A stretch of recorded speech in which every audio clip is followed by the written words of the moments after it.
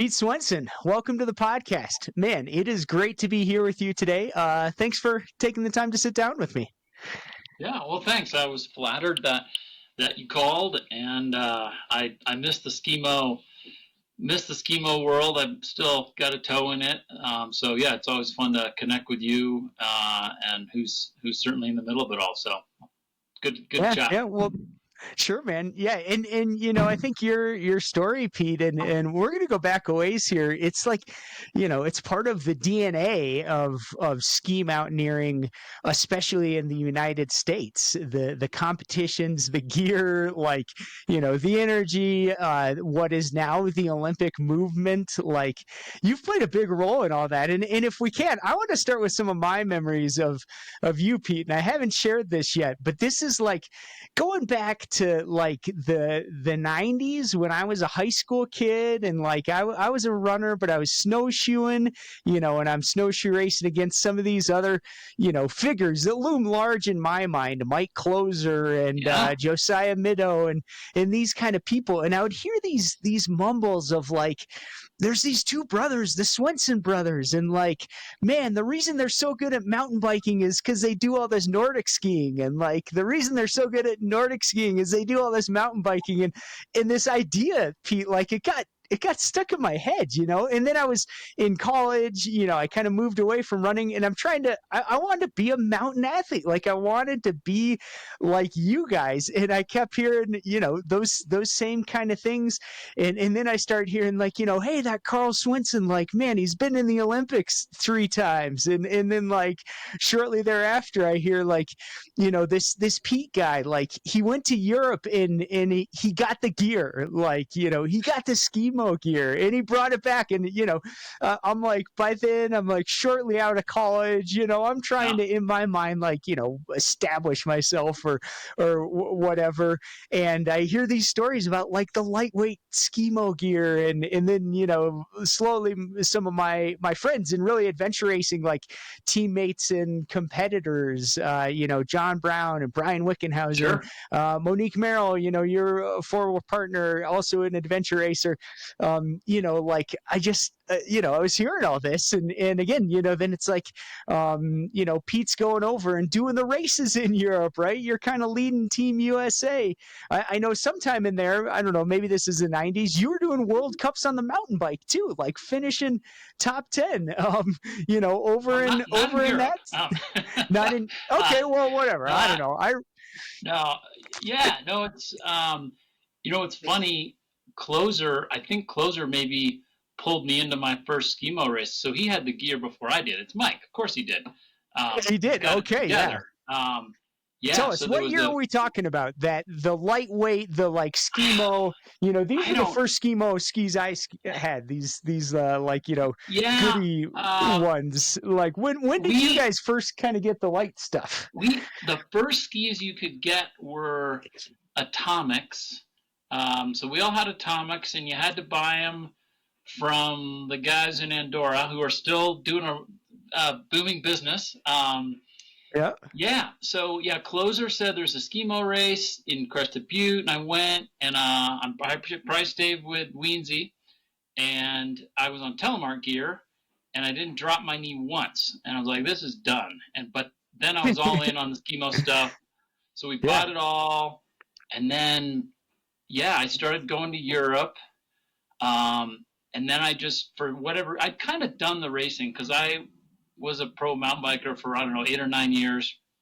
So I'd kind of done that. And then I thought, why not try and put on some races, some SKIMO races in the U.S.? And there were a couple. At the time, DNFit had a small series. And so, we started with the Heathen Challenge at Sunlight. And Brian Wickenhauser, I believe, won that. That was our first cosmic ski mountaineering race, and that kind of kept growing, and I kept putting on more races. And then John Scott at USSMA said, hey, do you want to take over the national series in USSMA? And at the time, I didn't have kids, and I was sure. And so it kind of grew. So I was kind of putting on the national races, promoting so it was fun. I was involved at with all the athletes and the promoters. And no, it was kind of right place, right time, in my life personally, that I had the time to put into it. And Yeah. then there was this opportunity. A lot of it was from coming from Crested Butte, Summit County, Aspen, of course, Salt Lake. It hasn't really changed that much. Those are still the epicenters. But Yep. Yep. yeah, we had a really good core group that was super competitive, year-round, high-level athletes, and we'd go to Europe once or twice a year. Yeah. Yeah, yeah, I like it. And these, you're right, man. These are like elite world class athletes that to you and I, sort of being in here in the Colorado ecosystem, as it were, they're kind of household names, like you said. Dave Weens, legendary mountain biker, Leadville champion. Mike Closer, mountain bike world champion, adventure race world champion. These same Crested Butte guys, but like outside of that small bubble, yeah, it's not Michael Phelps or anything like that. And some of it has been Colorado centric, I would say. But at least now and maybe over the years, we do have domestically got SKIMO. Let's see where else in Montana, maybe some California Yep. races, some East Yep. Coast races. I think Canadian Yeah. races where a lot of the best athletes are going. Did you ever interface with other regions, or like when Oh you were yeah. running, it was the Cosmic Yeah. Series? Did you put on races in other states as Yep. well, or? Yeah. So I started. It was the marketing guy up at was it Whitefish up in Montana. He's like, "Hey, you want to put a race on?" So I went up. I showed up and I said, "Yeah, we'll start at 7 a.m." And they said, "Pete, it's dark at 7 a.m." So In I'm Montana, plenty, yeah. in that race. And then, so I was working with the marketing and a little patrol, but then I remember I started marking the course and I walked into the patrol shack with all my flags, and the head of the patrol said, "What are you doing with those flags?" Like, marketing hadn't told the patrol that we're putting a race on, and it all worked out Excellent. fine. They were into it. So Yeah. yeah, that, and then I put on the race out at Mad River. That was existing race, so I went out there a little bit. No, it's been pretty. No, it's kind of rewarding to see. I started the race down in Santa Fe and Taos. Those are still going. Yep. It's not a fit everywhere, and that's fine. But like even the Aspen race, Bob Wade asked me. He put on a SKIMO adventure race, and he said, "Hey, would you want to turn this into a pure SKIMO race?" And I said, "Sure." So we ran it just from Snowmass to the Arc for a couple years. And then I pitched SKICO, and I said, "What if we went all the way to Aspen?" And like, whoa, I don't know. But then, I mean, Aspen, they've always been they were one of the best mountains to work with. And they still are, from what I'm hearing. So they said, "Yeah, let's do it." And so that was the Power of Four. We started that, and that went Well, nice. really well. And then the next year, Do you know what year? What year would that have been? Power of Four. I mean, such a classic. If people I don't don't know, like know. 4 I'd different have, ski areas, point to point. It's but epic. but It's that's so cool. but that's a great example of I helped set the course up and do it one year, and then like, we got this, and they do. No, So yeah, yeah. that's nice to see, and that's, so that race is still going. But I think that's kind of my only frustration and disappointment with the level of the sport right now is, the USSMA has not, for whatever reason, has not been able to promote enough high-level races Mm, in the U.S. And honestly, for the funding they have, there should be 8 or 12 high-level races along the lines of, I went to, my son's old enough now, so I went down to Wolf Creek, and they did a nice job there. But yeah, that was my concern with the changes when Ram moved on is, I see it as their 90% of the USSMA's focus should be putting on high level events or mm, helping regional promoters put on events. And they're not doing that at the level that they should with the funding they have. And I know their yeah. challenges well. I'm put on, I don't know, 50, 75 races. So it's frustrating that guys like Cam, I mean, or, Grace, I mean, they get it. Like, you got to go to Europe. Um, so, I think that's the next thing here is we need to find and there's some quality promoters in the U.S. I mean, you at your level of racing, I mean, you know, and a lot of promoters don't want to touch SKIMO yet because of the challenges. You know, when you work with a ski area, some of the ski areas would say, well, I need half of your entry fee and half of a lift ticket. Or they'd say, we want all the ticket money, you get to keep the. So it was always a difficult split, and it was always this dance. But I mean, I had a full-time job, and I was putting all these races on for like nothing. And so I look at the USSMA with, they're very proud of all the money they've raised. That's great. And they're good at that. They have smart people there, but for whatever reason, they don't have, they're not getting the promotion side of it. Like, it's about the events. I look at these kids, well, they're not kids anymore, but the people that are racing at a high level at the USSMA, they've all got coaches, such as you, but they don't have any races. So what's the point to shave seconds off your transition and do your intervals if all you can do is go beat up your teammates?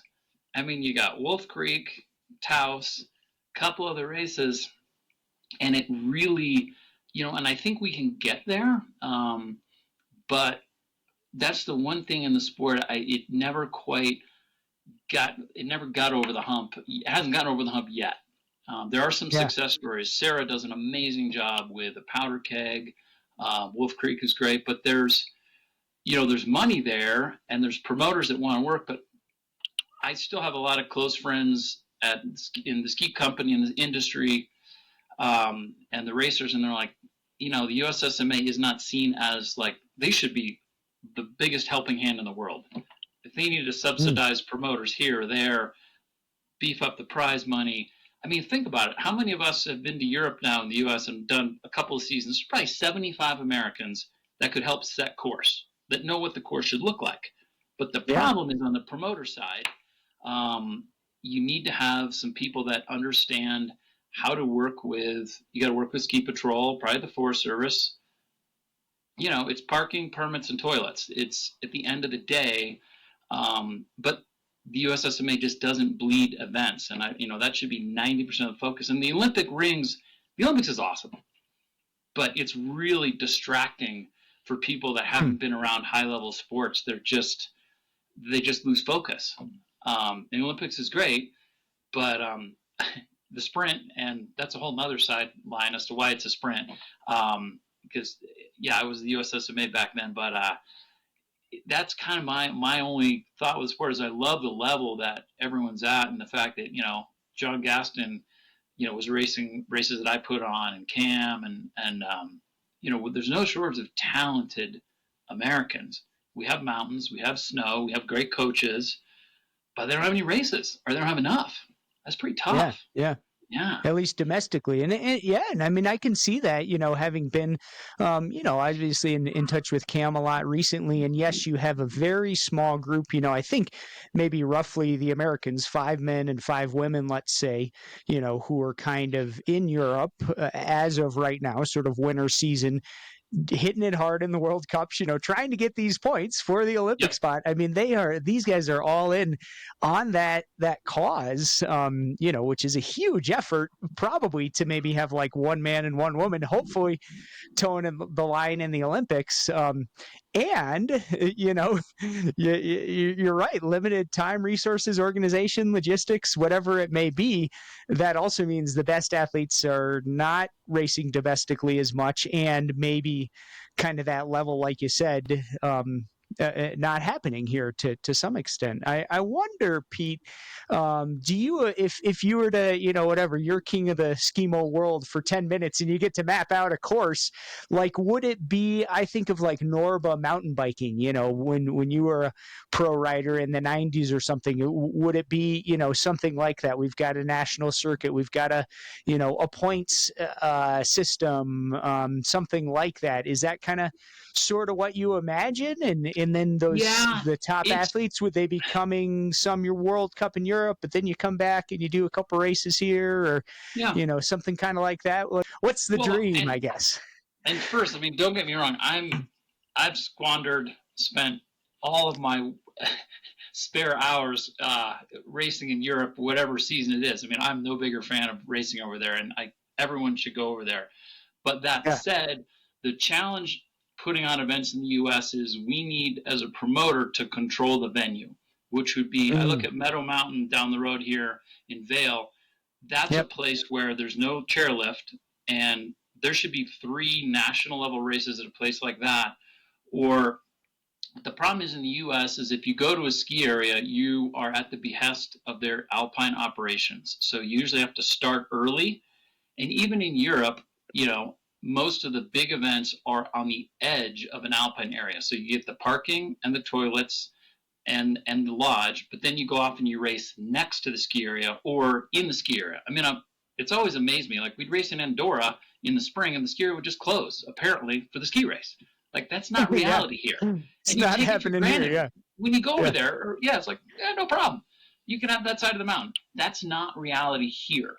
So we need to pick venues that are, at ski areas of a scope that we can, in Europe, if the weather's bad, you delay the start. It's no problem because that's the focus of what's going on. And there's buy-in at a regional, state, even national level, and there's always more sponsorship money. Entry fees we'll put that aside. But I think for things to grow here, the USSMA needs to focus on a couple venues that could really that it would be you could do the courses that you want. I mean, when you're setting a course at Crested Butte or A Basin in the dark in the morning with volunteers at the last minute, we make it work. We're Americans. We're all in on this sport. If you're watching this podcast, you and me, it's been my big part of my life for 25 years. But Yep. I do think to get over the hump, we need to find some venues that just work better for higher level racing. But what's encouraging though is you look at there's all sorts of little hill climbs, whether it's Buttermilk or Vail or wherever it is, Utah. There are small, non-technical more uphill downhill races. So we have a lot of the pieces. Like I see these races, and there's so many people that have spent $5,000 on a skin suit, perfect SKIMO gear. They have a coach, but they can't do a kick turn. I mean, I think it was like the landing page of the USA, SKIMO. No one on that picture knew how to do a kick turn, but they all had great equipment. So to me, that's a glass half full. That's great. We can coach those people up, but if you show up at a race, if you've bought all this gear and you should go to A Basin and you never have to do a kick turn, you're not really getting a taste of what ski mountaineering is. And so I want those people to be like, wow, they need to get more of a taste. I mean, we can go deeper. I mean, I look at triathlons or ultra runs. I mean, remember when a marathon was a long race? Yeah. Well, no, That's nothing now. And people want to go all in. And if you give Americans high level technical SKIMO racing, they're all in. If people will pay $800 entry fees to do triathlons, they'll pay $100 to do a good SKIMO race. So I think it's all potential, and there's going to be some pockets of success, probably in the Roaring Fork. Got to be Utah, Summit County, Vail. We need to focus our resources, on places, and it could be back east. That's a little trickier though. It's something that I'd love to see it go back there, but it's just tough. There's not a ton of local knowledge there. Mm-hmm. Interesting. Good stuff. I want to go back a little bit, Pete, to like if you can remember some of those first trips for you in Europe, Closer says, "Hey, here's the gear and like let's go do a race." Do you remember like what year would that have been in that first time you went to Europe in the winter? I think you'd been Nordic skiing a ton, biking. I don't know if you had Nordic skied in Europe, but like when you first went there to do SKIMO, like what was the race? What was it like? Tell us about that scene. I think it was the year of the Olympics were in Sestriere, because I think that was my first, because I went over to watch Carl, and then the world championships were in Cuneo in Italy. Okay. And then this is your brother Carl doing Nordic in the Olympics. Is this 06 or? I think it was 06, right? I'd have to look. Anyway, I think that was my first time in 06. And then Yeah, and then I started going back, trying to do, kind of the big classics. Just because as an American, we've all heard of Rutor and Purementa and PDG, and they're all great. And the other thing is I was working for Dynafit as a rep, Mm. Yep. so it Okay. was super easy for me. I would show up and everything was dialed.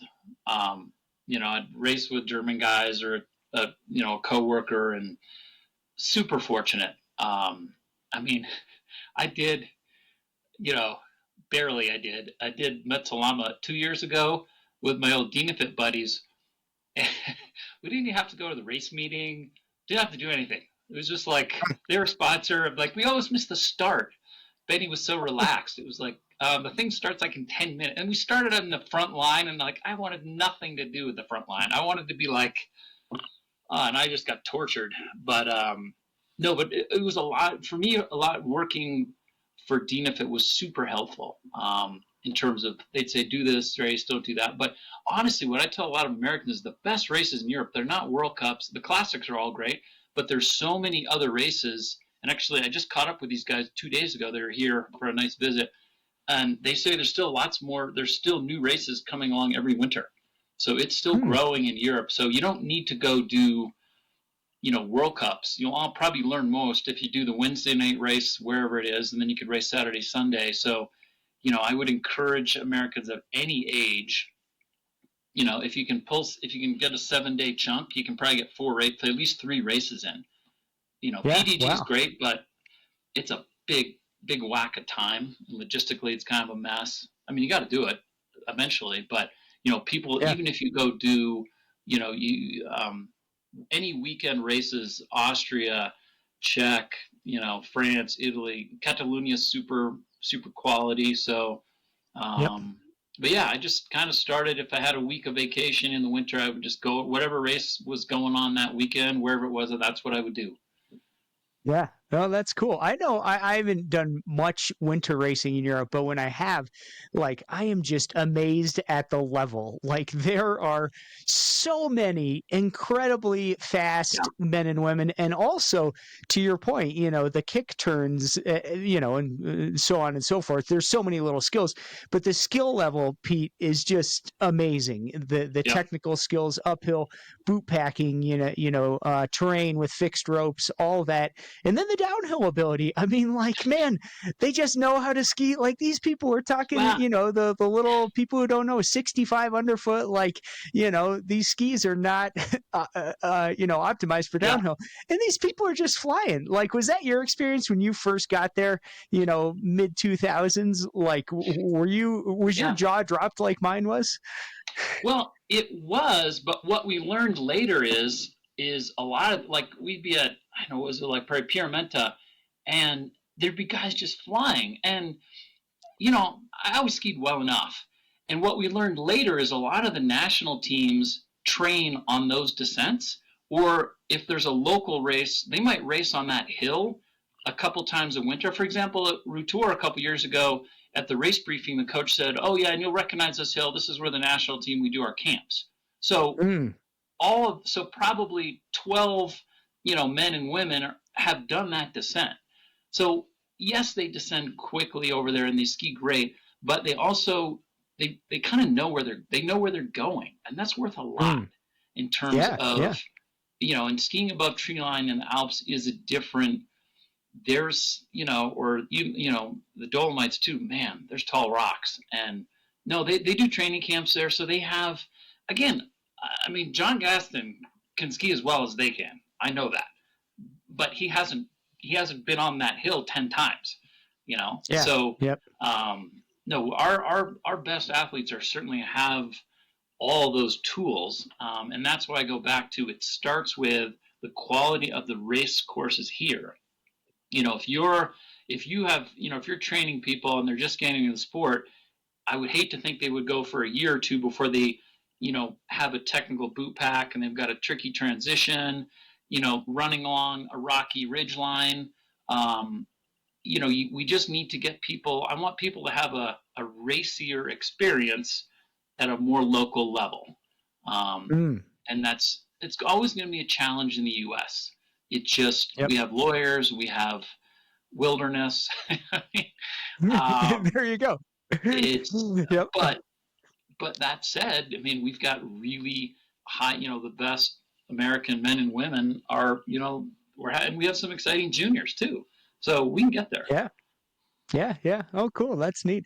One more question about Europe. Like thinking about all those places, do you have a favorite spot, or a couple top ones? Whether it's a summit in one of those races, a place that you've trained, a place where you loved the culture more than others. Oh, I don't know. A lot of it is just the reward of team racing's pretty rewarding Mm, when you're both having a good day.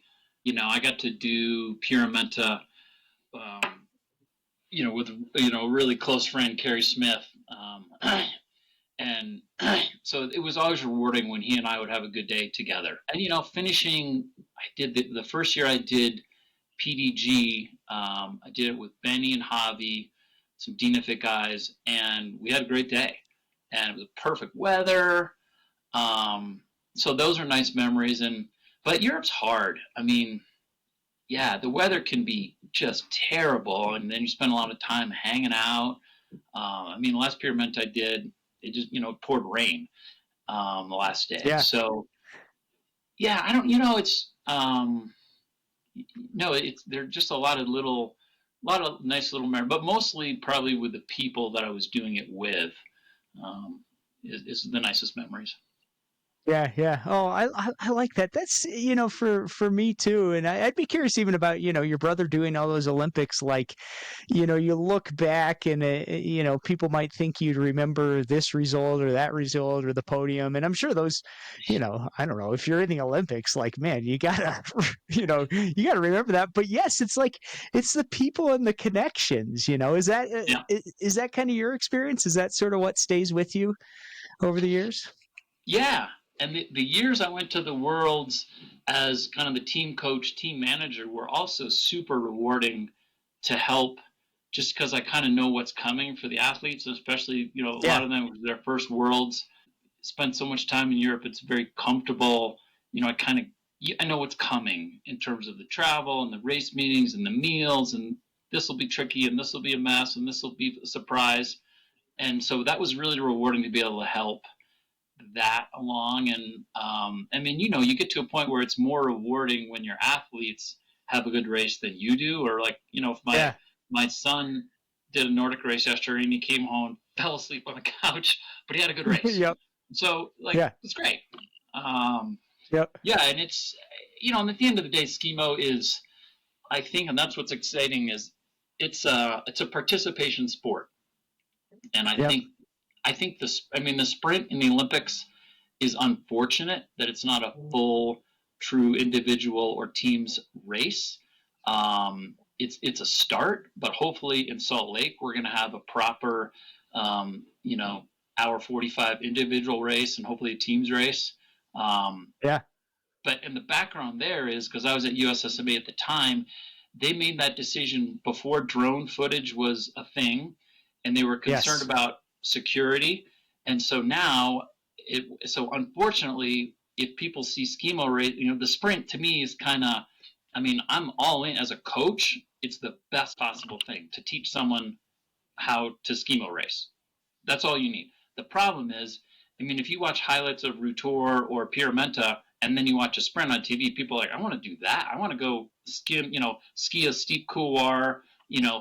all that kind of thing, run along a ridgeline. So, and it's a shame because Cortina and that region has stellar courses, so many good skimo Yep. courses. So, we kind of need to help everyone, USSMA, shift your focus. And the sprint is great, but that ultimately isn't, going to hook people in the sense that, when you tell people like, no, we're skiing from Zermatt to Verbier, or you watch the highlights of anything in the Dolomites, people are like, are you kidding me?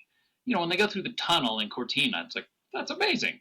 So that's the kind of TV that I think would really hook Americans on skimo racing. In the sprint, it's going to be hard to explain to people. Like, no, they're putting their skis on their pack as quickly as possible. It's really hard, trust me. But that's not as visually as impactful as Yeah. people love watching extreme skiing. And, when we're on flimsy skis and soft boots, it looks pretty extreme. Yeah. Yeah. Yeah. I would tell listeners, if you haven't seen this, go on YouTube or Instagram and search Pierre Amenta, one of these epic races Pete is talking about, one that I was lucky enough to do. And you're right, Pete, the drones are key because you have Yeah. this sense. It's like being there. I mean, as a competitor, your mind is blown, the ridge lines, the views, Yeah. and that's what that can come to life. Hopefully, yeah, we're talking now Olympics 2030, like a long way away, but I think that would be awesome on TV. So, Yeah. yeah, I mean, hopefully, the Wasatch has no shortage of couloirs. So, yeah, oh yeah, I mean, yeah, that course has changed a lot, but no, I mean, there's a lot of smart, experienced people. It's funny, I only see Sarah in Europe. Like in yep, the spring, she go do a race, I do a race, and they're like, hey, but no, she does a good job with her crew, and I think if we can get a few more of these junior programs at a higher level, but again, it comes back to, I mean, I have a 12-year-old. I mean, bring yourself back, like young teenagers. Why am I training this hard for 2 races or 3? mm, I yep, mean, that's kind of our next challenge to really. And if we build it around great sprint courses, that's fine. It's wonderful for skills and coaching and visually. It's not bad spectating. It's just not good TV. So yep, but I'll take it. I mean, we're in the Olympics. yeah. Hopefully, there's some Americans in that. There we Yeah, go. That's what I we're hope. going for, man. Yeah. Yeah. So, Pete, let me ask you. Let's say someone's listening to this and they want to get into this, and maybe we'll do a couple categories. Maybe they're a younger athlete, a potential elite. A kid. You said your son is 12. My kids are 12 and 14. They're kids. They do sports, but I don't know. Who knows? Maybe they get excited. Maybe it's someone in their 20s. Who knows? You were a college runner, and you're like, man, I love skiing too, and you got this whatever, an Olympic dream or a Power 4 dream or something. And then maybe the other category is, maybe you're, let's say, 40 or 50 or whatever, you're looking for something new. And this is a big contingent in SKIMO, Yeah. these men and women who honestly have the money and the time Yeah. to buy the boots for $1,500 or $3,000, No, and they want to go out and 2,500. man, we want to do shit so we still feel young and hopefully we don't crash and stuff. What's Yeah. your advice to those two categories of people, Pete? For the kids, I think it has to be fun, and they need to do it as a group. And that's what's exciting to see what's going on. Mm, Here in Summit County, we have 2 yep. SKIMO programs. Park City has got a couple, I think at least 2, maybe 3 SKIMO programs. So, I mean, as you know, your kids don't do a sport. Most kids aren't going to do a sport if they don't have buddies doing it. So I think Yes. we need to help support that club model of multiple young teens, 12-year-old, whatever, training together. It's got to be fun and build it around the skiing. I mean, kids like trees and bumps and jumps and steep stuff, and that's SKIMO. So, skinning up a skier is fine. It's social. And so that's also good. But I think you just, want to have them. I was thrilled. My son's first real race was at Wolf Creek, and that was a real course. There was Uh-huh. some boot packing on a ridge line, and there was challenging skiing, and he liked it. And so, then that's great. I mean, he's going to make his own choices. But if it had just been up and down groomers, that's okay. But I don't know if that really is going to hook someone in terms of, once you get on a skin track, a narrow skin track in the woods is a different feeling. So I think you want Yeah. to try and give kids a backcountry ski experience. I mean, what's not to love? You go up a hill and ski down as fast as you can. That's awesome as a kid. And then for your 40 and 50-year-olds, I mean, for me, it's my dream vacation. I mean, you show up in Mm, the Alps or wherever, and you're following a marked course from hut to hut. You can't go to the hut. It's fantastic. So, yeah, I mean, you go over and do some backcountry skiing, and then it takes you to regions that you normally wouldn't go, because most of the bigger races are at smaller resorts, kind of like Sunlight Mountain in the U.S. and Colorado. Sunlight is a perfect venue, and Wolf Creek's a great venue. The bigger ones are tough to do. So no, a 40 or 50-year-old, I would say get a coach, get some technique, because if you go to Europe, you're going to be miserable, and you're going to get yelled at if you can't do a kick turn. And you'll do a zillion of them. So many kick turns. It's it'd be kind of like climbing. If you you just go to the gym and never have to tie any knots or anything. Sooner or later, like that's a problem. And so I would say if you're going to go to Europe, if you have basic skills, if you spring mountaineer, you're used to putting crampons on your boots. But I mean, I can remember on the starting line in Andorra one year, they still didn't know what the course was going to be because they were doing Abbey control, and they're like, but bring your crampons. And I can't remember. I think we did have to use them. But there's things like that when you go to Europe shows you that thing you haven't practiced. You're like, oh, we don't do that very much. And and it's probably your crampons. Crampons. Yep. They're great, but they got to be perfect. Or for the U.S. back then, for us it was towing, because we're Americans and we're not. We don't train as a team because half the team's in Aspen and Salt Lake and who knows where. Yep. And so you get to Europe and now you've got a teammate, and if someone's a little tired, they should be on tow, but you don't have that relationship with your teammate. And so every time you clip and unclip, I mean, Euros are always towing each other, and we don't. Yep. That's just not our culture. Yeah. And we don't have teams races. Yep. And teams races are harder as a promoter too, because now you got to find a teammate. Yep. So, I think individual racing in the U.S. probably is a lot easier. Teams racing is more fun, but you got to have the right teammate, and you want to have some of those skills. But I would encourage people to find a local race and just get a sense of it, and then hopefully in the coming years we'll have more higher quality events in the U.S. And it's easy. I say that. I mean, from Barcelona up to Catalonia, that's a pretty easy trip. You fly into Innsbruck and you can race. I mean, a lot of times, usually I'd race.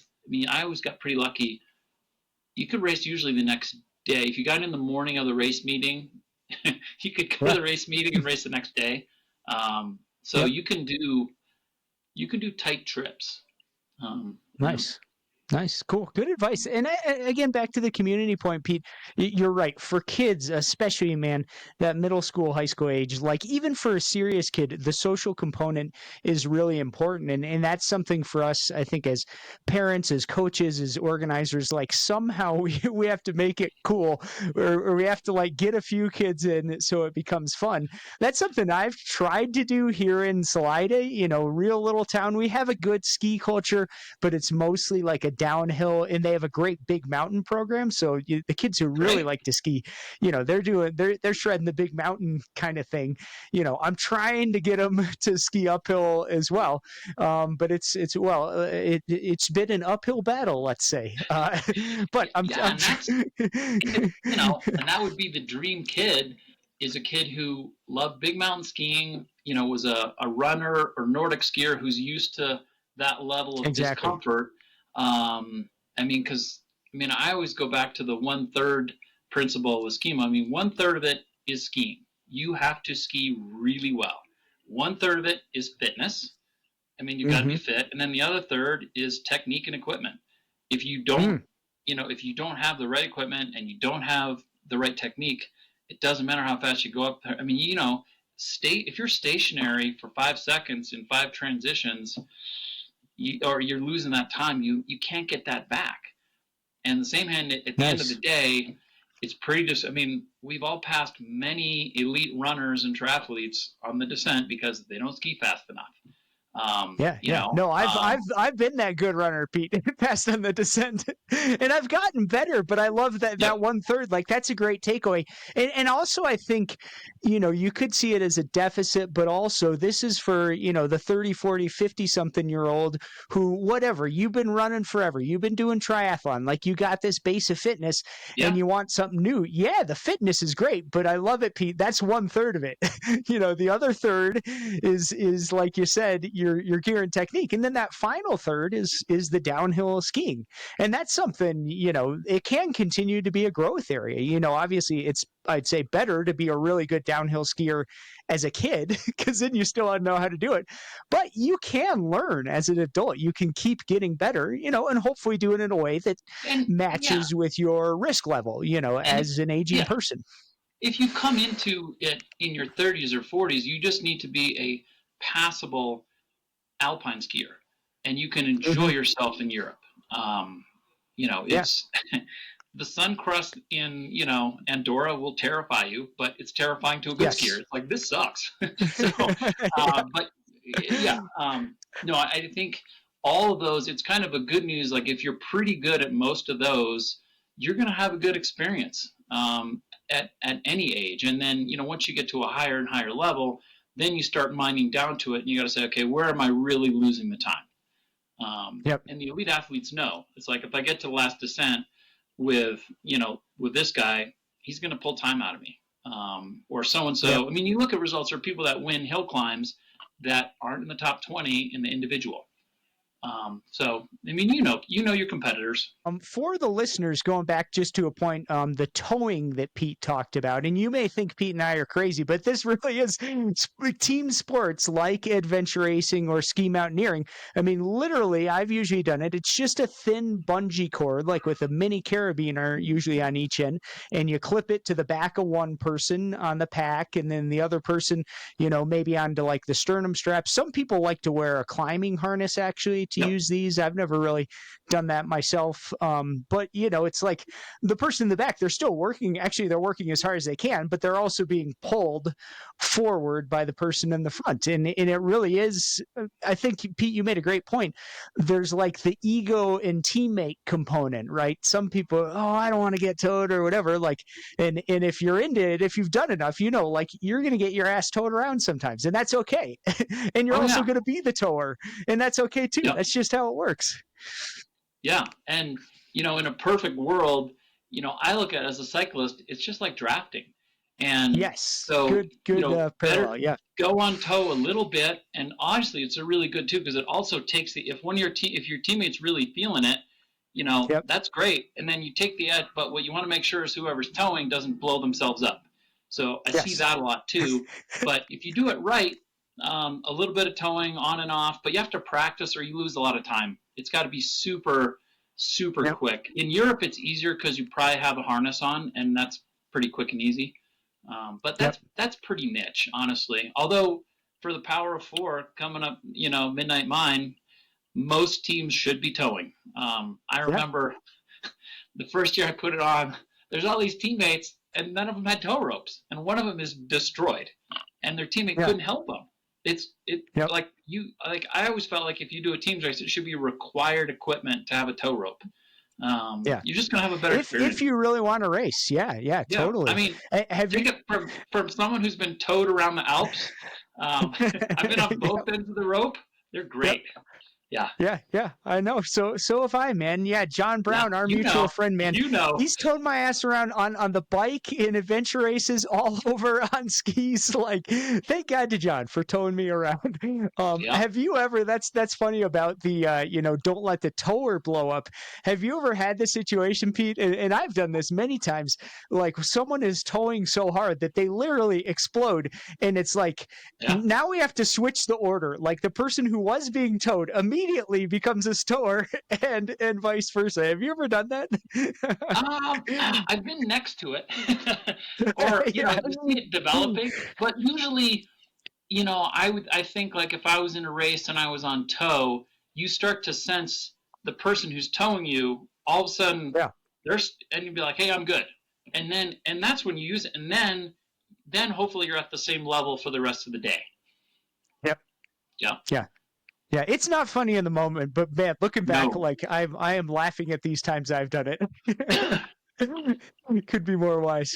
Final question about the logistics and ins and out of SKIMO, Pete. How about gear change over the years? Are what have been the big shifts, and is there anything recently that's making a difference? Is it, boots have gotten so much lighter? Like, if people haven't seen these top end race boots, I mean, literally, I think they probably weigh less. They weigh the same as your bike shoe. You know, Yeah. like Uh, what's I what has changed? What should we look for? Is it not. just lighter, faster? It's well, the problem is the gear is incredibly fragile. Mm, I mean, you at the end of a big race, whether it's a World Cup or a Classic or whatever, if there's 150 people down at the bottom, there'll be 10 broken skis easily, all brands.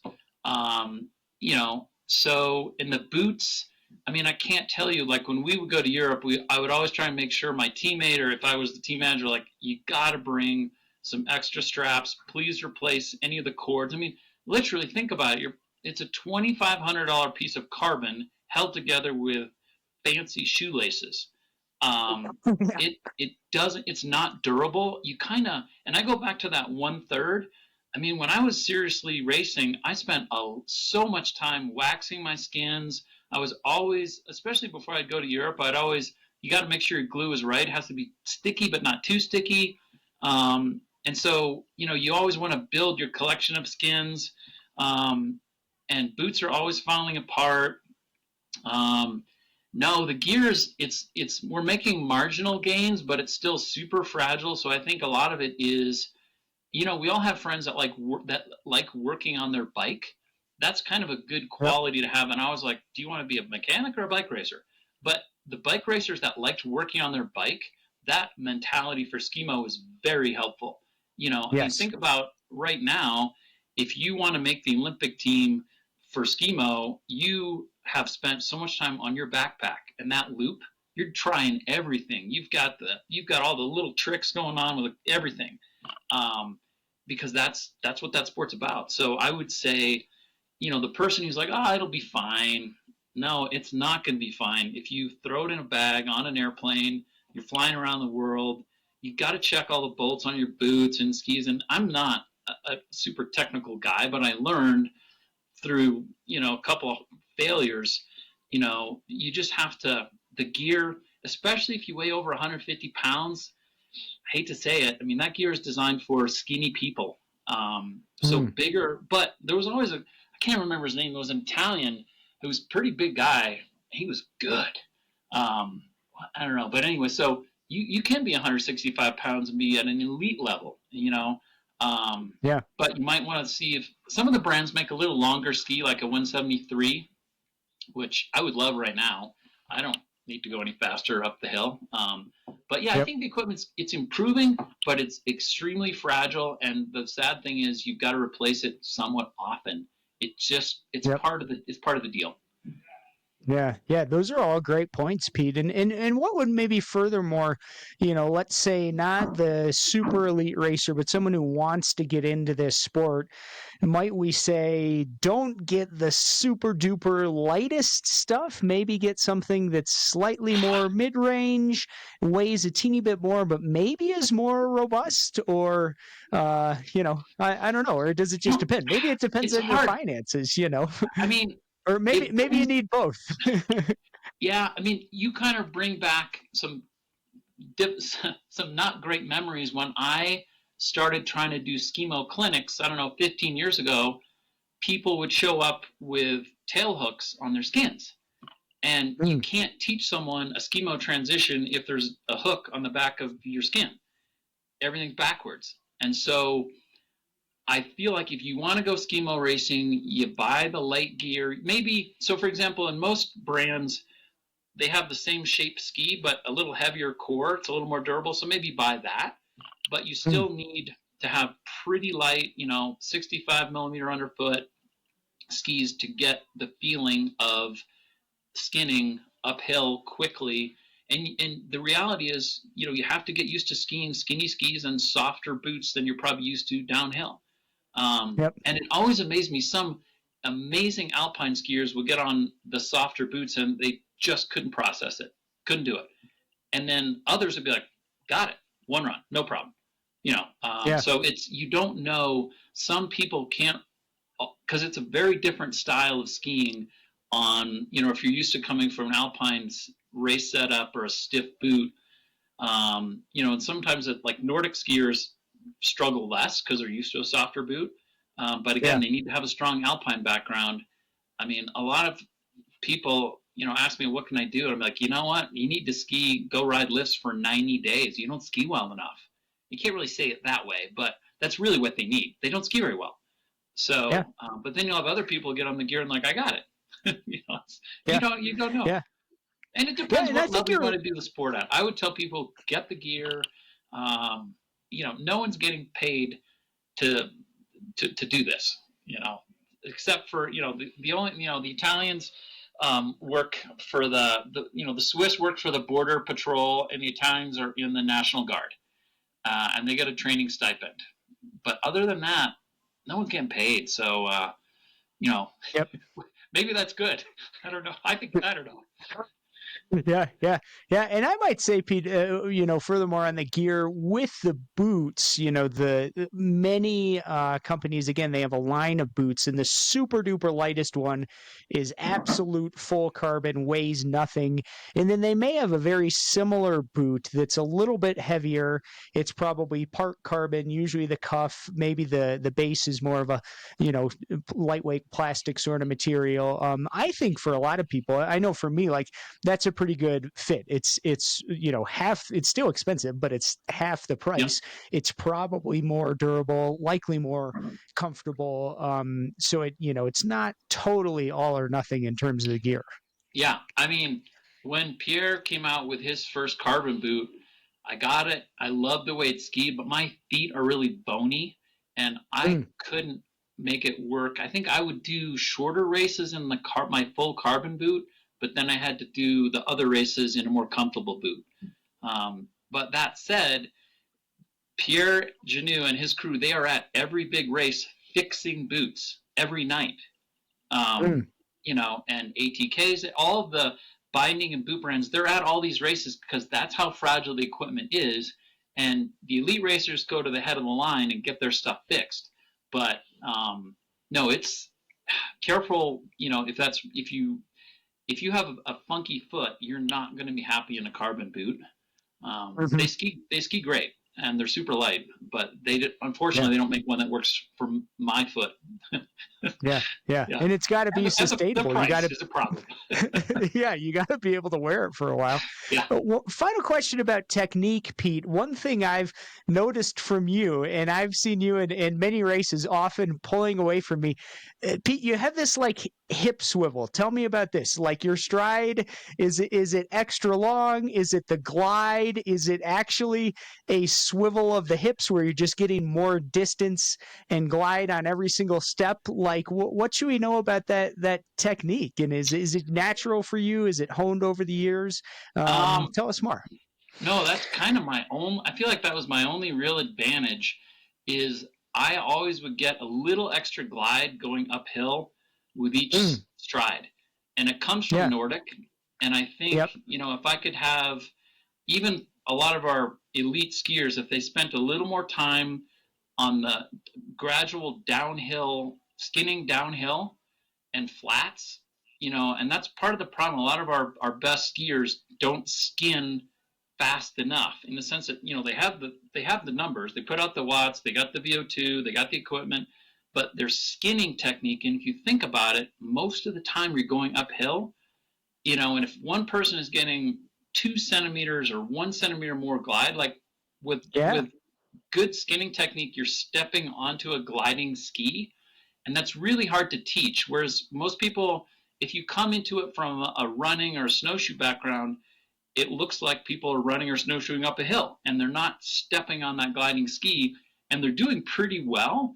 But at some point, whether it's ours or their competition, you can't keep that up if someone who has similar physical capabilities is gliding up the hill as they're skinning. And it's tricky. It's kind of more driving the knee, to make it simple.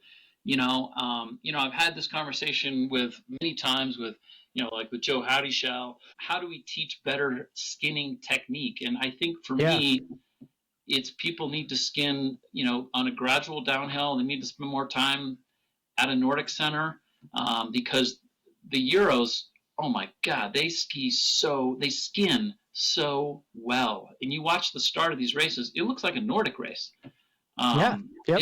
It's amazing. And so I think that is, again, in that, in that 1/3 category, if you're really if someone's saying, hey, look at my SKIMO as a whole, where am I losing time? It's likely they probably don't skin as efficiently as they should.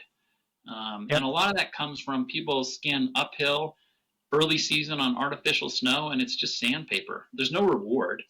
You might as well go snowshoeing. You need to put in the work. Yeah. I mean, that's where, in Europe, I mean, they're skiing on artificial snow in the Sierra Nevada. But I would say skinning technique is something, and it's super subtle. It's hard. Yes. You need someone who can show you, and maybe it's some video. But if you watch the races, the good skiers, they have really nice skin technique. No, that's good. Yeah. That's good that you notice that, because it's a bummer. That's a hard one to teach. It just takes time. Yes. Yeah. Yeah, it is. I'm so glad you're saying it, Pete, because I think it is really important. And I think it's another growth area physically and intellectually for someone at any level of SKIMO. I think about watching the recent U.S. Nationals, and there's David Sinclair, who I understand is an elite Nordic racer, and watching him, not when it's super steep, but when it's kind of steep, it looks like he's on classic Nordic skis, looks like a World Cup Nordic race. And I'm like, wow, that is beautiful to watch. And watching him, watching these other elites, like I said, watching you in races, I'm like, man, this is awesome. And I've gotten way better at it, but I still don't know quite how to do it. And I think you make a good point. Probably coaching on the ground and getting on Nordic skis, I would say, classic Nordic skis, to get that glide. And I might say skate skis as well, especially. I always tell people if you're doing like a race like the Grand Traverse, which is a lot of low angle and at the elite level has a ton of skating, you need to skate in your training. Yeah, I mean, and that weight. I mean, at the end of the day, not to go Nordic techie, but it's a weight transfer. Is you got to get off one ski, step onto a gliding ski. But and you don't need to go Nordic skiing. It doesn't hurt. But I mean, just come to the Nordic Center or go somewhere flat with a fast with fast skins. That's the other problem is, you want to, you need to have some. You've got hopefully you've got your skins in varying degrees of speed and being worn out, whatever. They're going to be fast on other conditions. But yeah, you need to get on really slippery skins, practice skinning downhill, and this would be something to ask Sarah and, some of these other coaches in terms of what are they finding that works for shortcuts to get kids to that good skinning technique. And, I think we'll get there in time. I'd love it if more of the coaches, I'm not in that loop anymore, but, more of them were connecting more. There are some national team camps, which is exciting. That's, no, don't get me wrong. USSMA is doing a lot of good things. Just want more races. But, technique-wise, we are no, they're doing some good things. Yeah. Well, as we wrap up, Pete, outside of SKIMO, so what's going on? What's the day-to-day for you these days? I know remind me, you have at least one kid, you said, your 12-year-old, remind me, do you have other kids? And, Yep. What else are you up to? Yeah, no, I'm super fortunate. Married with 2 kids. I got a 9-year-old and a 12-year-old. And I work for the town of Frisco in Colorado, and I run the Nordic Center in the winter, and nice. Plan the trails in the summer. And if things go right, hopefully we're going to have some very high quality backcountry skiing here in the coming years. So excellent. Yeah, we put a couple of sprint races on here on the tubing hill, but no, super lucky. With wife and kids, and got a good job here in Frisco. And I always like more time to ski, but No, skiing with the kids is the best, as you know. Yeah. It is. I mean, you're right. Kids, like, people say, oh, well, kids aren't going to change things. I mean, they do. Like, if you don't have kids yet and you're thinking about it, like, they will change things, I guarantee. And it's really hard and it's good. Like, yeah, I mean, if I get to just go ride some lifts with my kids for a bit, like, man, I'm so thankful for it. It's, it's great. Yeah. And Travis, they have the junior race at Pyramenta's big, so I can't wait to go. Who knows? That's right. Max and Sam will do what they want to do, but if he's into it, I'd love to go as the coach, go back to Pyramenta and not have to worry about anything and just help out some kids in the junior race. It'd be great. Yeah. No kidding. That'd be cool. Do they do the same full course at Pyramenta, which is a monster? It's huge. It's tons of vert. It's hard. No, they generally probably do the first, if there's 4 climbs, I bet the juniors do the first 2, and they don't do as many days. Yep. Okay. But I mean, it's France. It'll be exciting, a little dangerous. Kids will love it. Yeah, excellent. Oh, yeah. Well, good stuff, Pete. I'm happy for you and your family. Glad you got a good thing going. Hopefully, I'll see you soon sometime. Seems like every once in a while I see you just walking down some street somewhere, and it's good to give you a high five. So. Come ski, or we'll get out. I don't know if I want to run with you, but maybe on your off day. But we can go. We'll get out for a mountain bike ride or ski. It'd be great. I want to random for the listeners. There is a Rocky Mountain Orienteering Club typically holds at Pete's spot there, Frisco Nordic Center. I think it's in February or something. Maybe you know the date, but it's the 9th. Yeah. Oh, we already have the maps. Yeah. The maps are up in the. Guys, this is so cool. My daughter has a basketball game, so I don't think I can come. But this thing is awesome. You're at the Nordic Center, and when I've done it in the past, you can do Nordic skis or snowshoes, but you got an orienteering map. You got all these checkpoints out in the woods, and then you're skiing on a trail, and you're like, oh, I think it's over there. So you can take off your skis and run through the woods and hope that you find the checkpoint, and then you pop out on the next trail, put your skis back on. It's awesome. Have you ever done it, Pete? No. Because I usually am off on Sunday. Okay, you should do the race, man. Bring your kids. I know. I see a lot of the Nordic Center, so generally on my day off, I go backcountry skiing or something. Yeah. All right. Well, yeah. If you think SKIMO is kind of a weird, geeky niche, get into the orienteering, folks, because it gets real. Yeah. Oh, that is. Yeah. Final question, Pete. Why should people ski uphill? It's gonna take you somewhere in the backcountry or somewhere in the world that you would never otherwise see, and you get to ski down, which is the best part. Excellent. I love it. All right, Pete. Well, thanks so much. Sure appreciate it. Great. Thanks, Travis.